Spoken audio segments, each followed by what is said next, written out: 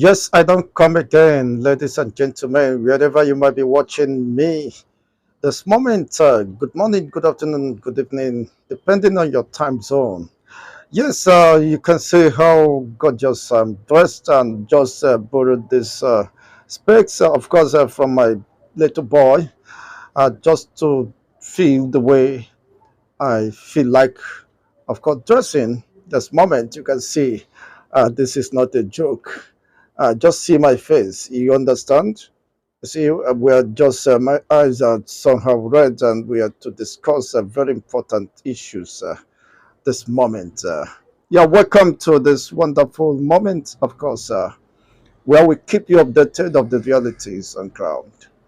The main focus here is the meeting between the Minister of FCT, Wike, and of course the Ambassador to United Arab Emirates, which took place today. And I got to find out, after in-depth analysis of what transpired, of course, based on what the media was able to capture, that how Wike lied to the ambassador of United Arab Emirates in the course of discussion. Yeah, just follow me. I will put you through, of course, to every details of what transpired. Wike being the FCT minister and the former governor, two-term serving governor of River State, lied to the ambassador to the United Arab Emirates. How do I mean by this? Well, whatever is first here is my personal opinion, and which, of course, I have no apology to anyone. In the first instance, during the discussion, Wike said that that Nigeria and the United Arab Emirates share common similarities, enjoys certain similarities, which I dare to disagree with him. That is a far cry. That is a monumental blunder. I do not agree with that, and that led me, of course, to make certain research, just few research between the Nigerian state and the United Arab Emirates. I came to understand that United Arab Emirates got their independence on the 2nd of December 1979, which is 9 years after Nigerian independence, which was 1st of October 1960. And being that United Arab Emirates are predisposed to desert hazards, they have nothing, of course, to fall back after independence, which unfortunately they came to seek for loan during the Obasanjo regime. But what happens how many years down the line? You see, they have grown and developed, has been able to establish themselves to such a way that there could not be any comparison in terms of development, in terms of architecture, infrastructural wise, in terms of human value, and in terms of respect of fundamental right of the people. So we can saying that we share common similarities with the United Arab Emirates is a total fallacy, which of course I beg to disagree with such position. How do you share common similarities? We are 9 years ahead of them in terms of independence, but we are far a century behind them. Yes, in the course of time, they discovered they have oil. They were able to manage the oils, the resources they have. Even Obasanjo was laughing at them that what good can come out of a desert region like the United Arab Emirates, which have about 7 states or thereabouts. But they are doing excellently well. They have transformed from being desert, from being an object of mockery, to an object of tourism, of attraction to not just their, of course, within the Middle East, but across the entire nations of the earth celebrates them at this time. How did they get there? A Nigerian minister of FCT for the Capital Territory could have the guts to say that we enjoy some similarities. How? This is a total fallacy, and it does not in any way, of course, uh, attempts to agree in any logical mind. How would you compare United Arab Emirates to the state of Nigeria at this time? It's quite unfortunate. Nigeria once laughed at them. I mean, the president of Nigeria then uh, laughed at them, but today the reverse is the case. Unfortunately, the same minister of FCT, Wike, is now begging that the United Arab Emirates should consider Nigerians for visa to lift the bottleneck, of course, in assessing visa or processing of visa. You can imagine a place that was once rejected by Nigerians and the government of Nigeria is now the government of Nigeria is begging that the United Arab Emirates should consider Nigerians for visa. What a shame. This United Arab Emirates has about the population of 9.7 million residents,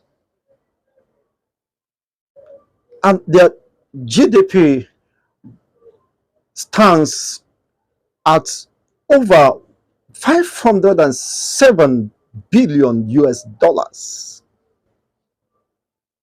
Can you compare them with Nigeria with a population of 9.7 or between 9.4 to 9.7 million residents? They have a GDP of 5.7035 billion dollars. While Nigeria is about, as of 2021, 404 billion US dollars with a population of not less than 200 million. The GDP per capita of an average Nigerian is, as of 2001, is just about 2,000 plus dollars, 2,000 plus. As of 2021, when the Nigerian naira still have value, not at this time that we have over 800% inflation that have eaten up the value of naira. A bread you once bought 200 is now about 1,002, which is more than 1,000 increments or percent in inflation. And you said you have certain similarities. What kind of similarity do you have? Constant similarities in common is a total blunder. I think Nigerian politicians should be ashamed of themselves. The same United Arab Emirates government understood their needs and they went to fix the problem.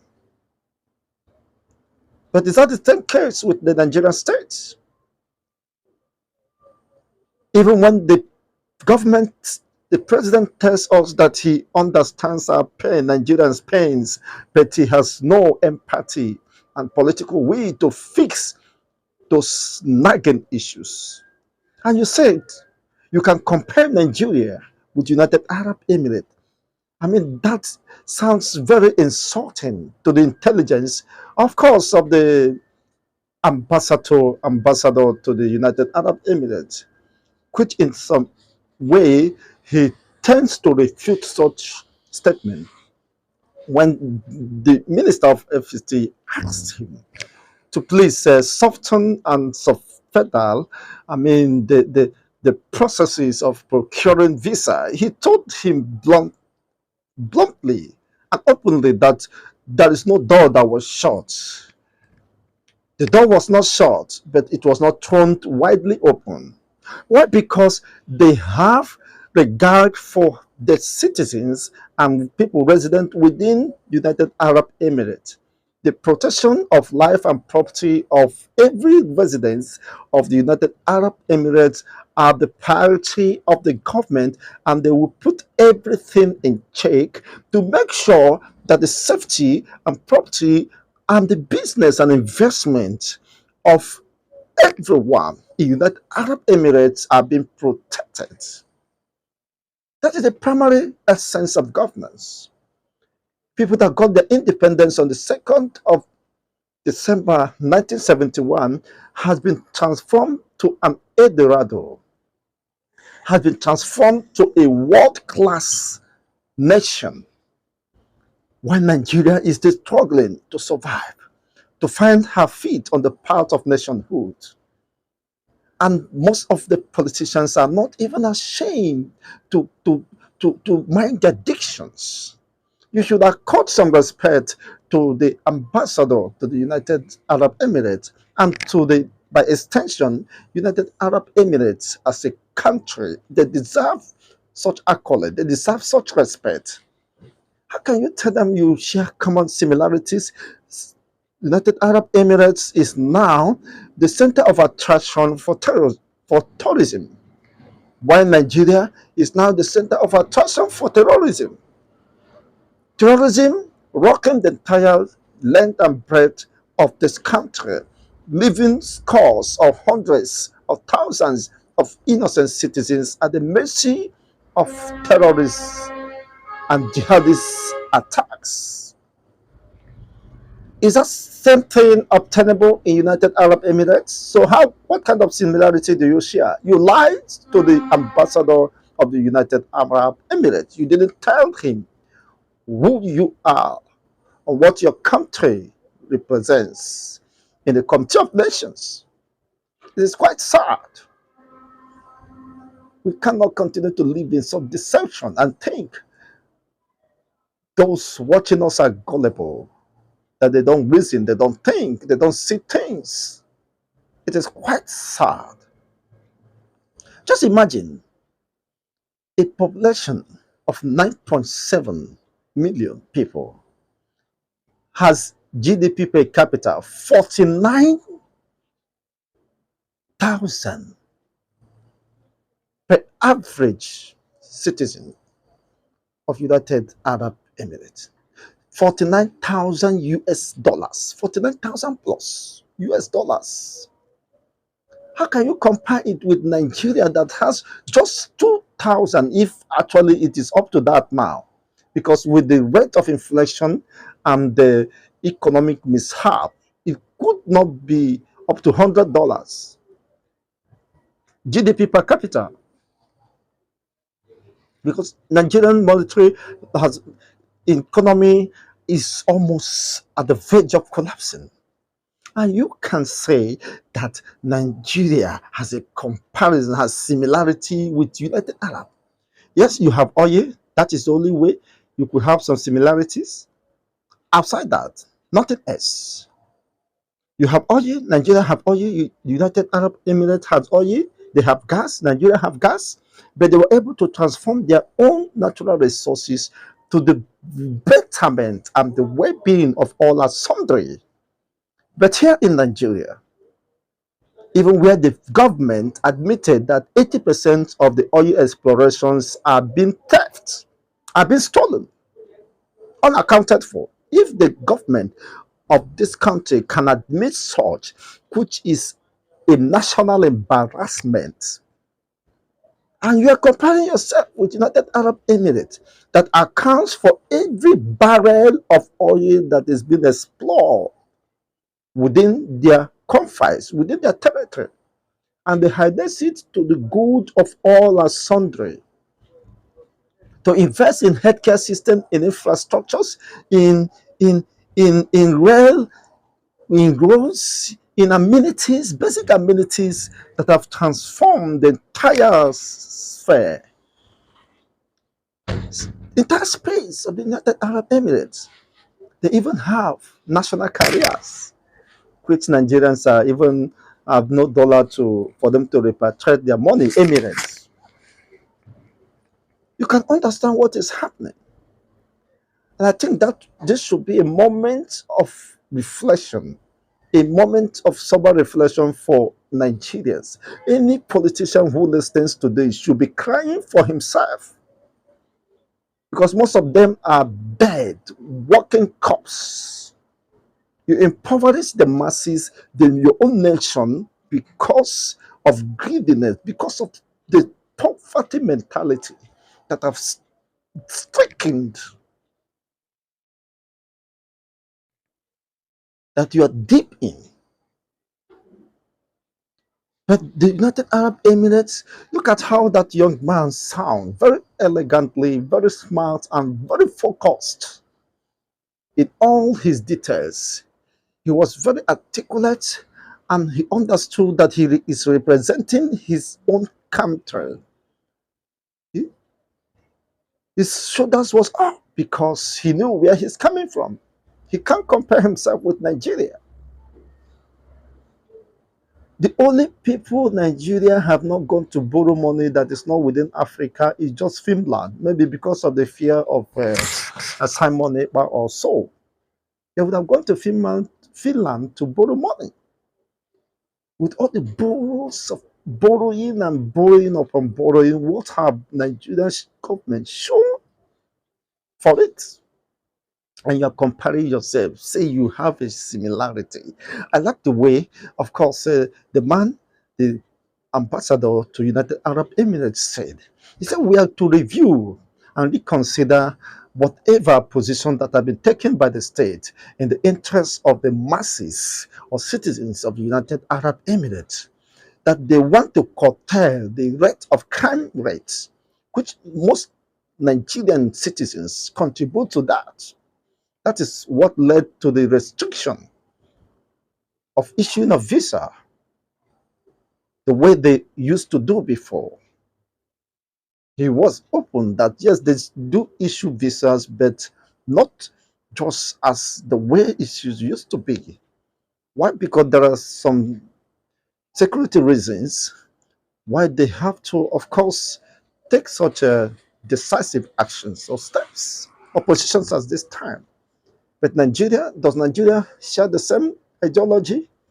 Where Nigerian government even claim that we have over 1,000 unmanned borders, porous borders, where animals can come in, can creep in, can walk in and unleash mayhem on the masses of this country, and yet the government would have no recourse to address such.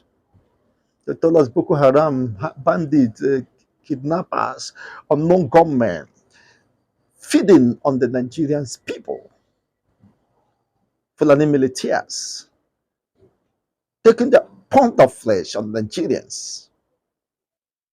And yet, the government seems to be helpless. You want to compare yourself, even the FCT, which you preside as the minister, is not safe. There have been panic here and there. It's quite sad. It's quite sad. I think it's time for Nigerian government. And in terms of power generation, electricity, over 163 or 168 plus gigawatts hours is being generated in United Arab Emirates, while Nigerian power generation is stacked at 3 points, is about 3,000 plus megawatts hours, megawatts hours. It is quite sad. I think Nigerians should be weeping for themselves. We are not honest to ourselves. The political leaders don't love this country. They are the enemies of this country. They are the enemies of humanity within this contraption. How can you compare yourself with Dubai? Dubai is a known city, which is the 60th most peaceful country in the world. The 60th most peaceful country in the world, where you can live, you have the rest of mind, where you You will not be afraid of terrorism. You will not be afraid of Fulani invasion. You will not be afraid of unknown gunmen. You will not be afraid in the Middle East. So you watching me, you can call the results. Where can you place Nigeria as it stands now?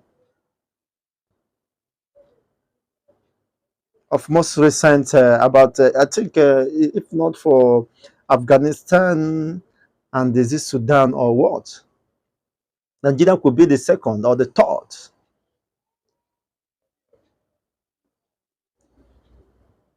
the least secured countries of the world, where it is almost, I mean, becoming impossible for people to live, detestable for people to live, and Nigerians are living like pure water, flooding other countries. How many of the United Arab Emirates citizens are scrambling for Nigerian visa? How many of them? And you're now begging that they should allow Nigerians to get more visa. To do what? And you squander the resources that is meant to build your own country and make it attractive to other nationals to come with the investment and resources to invest in the country. I feel so much ashamed about every average Nigerian politicians. You are now begging that they should give Nigerian visa because you can't fix your own country. You loot the country to stop at the slightest of even opportunity. You can't build road. You can't build. Look at the roads. They have become death traps. You record almost on weekly basis accidents upon accident, needless accident because of the potholes, because of the deplorable state of the roads, both local, federal roads or state roads, whatever you call them, are in the worst deplorable states. And budgets have been made, allocated to those maintenance of those roads, which have been squandered, diverted into personal or individual pockets. Look at our hospitals. Look at the rates of mother-child mortality rate. Nigeria has the highest in the history in the entire world, according to global statistics. We have Nigeria have the highest.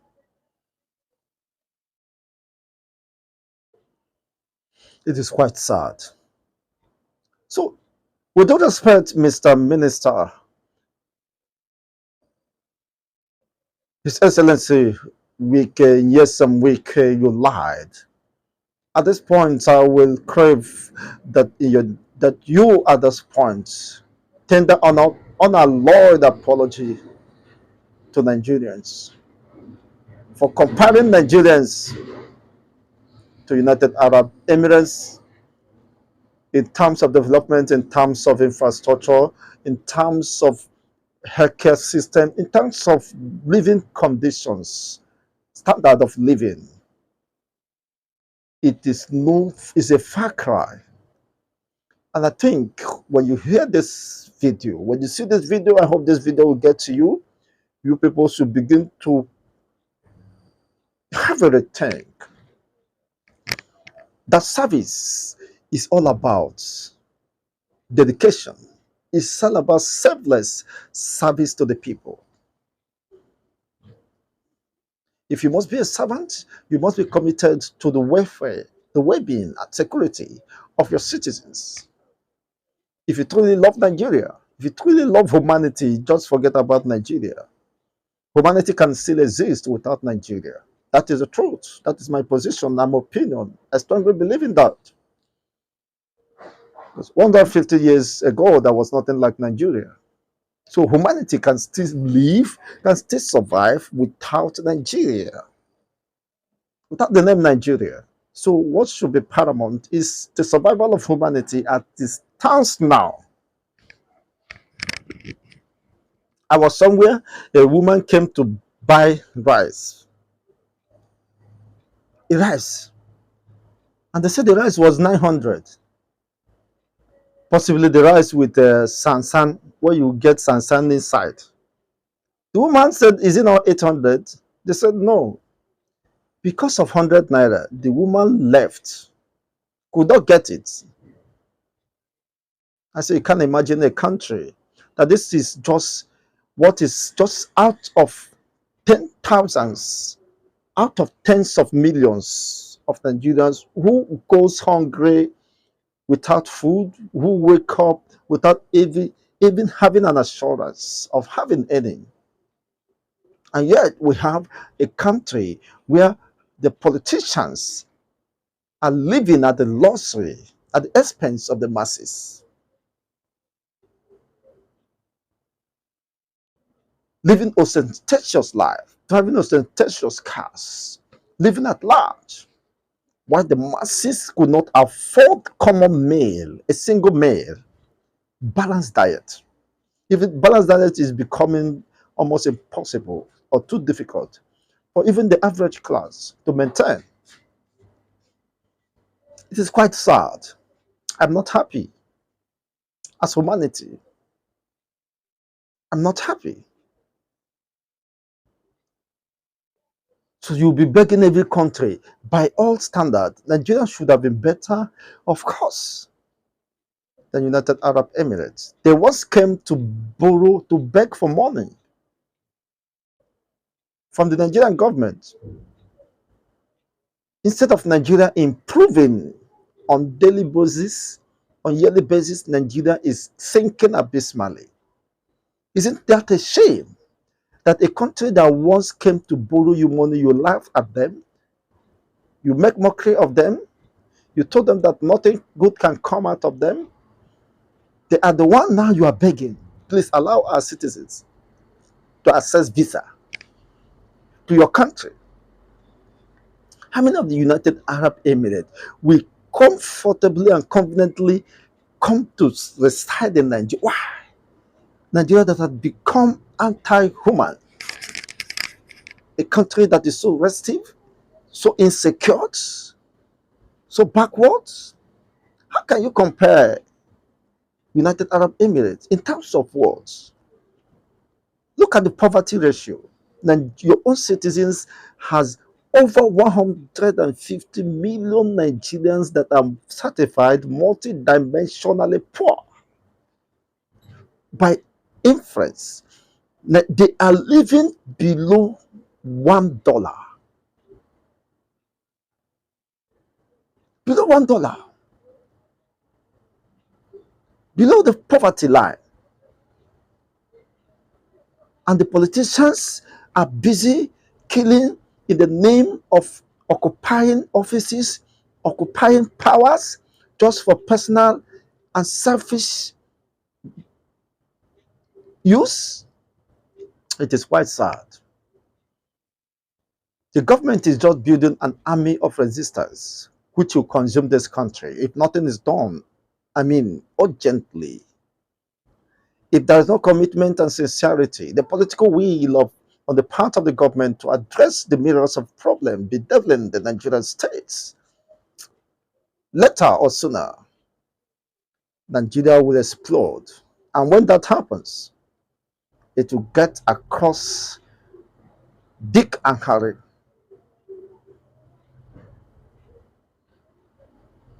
It is quite sad. The purpose of sending this out is to get to the politicians to begin to have a rethink. The Abasanjo who rejected them then was still alive. You could travel to Dubai and see the level of transformation that have taken place, that have engulfed the entire space. While Nigeria is now a mockery to community of nations. Hunger is killing the citizens. They're dying. In fact, every second, a Nigerian dies because of hunger. It's quite sad. That is global statistics. Needless to talk about how many people are dying as a result of diseases and malnutrition. It is quite sad. Why? Because United Arab Emirates created the enabling and conducive environment. But Nigerians are creating monsters just to exploit and take undue advantage of other citizens. You can imagine that some politically exposed persons are the ones sponsoring terrorism, insecurity, just to benefit from it.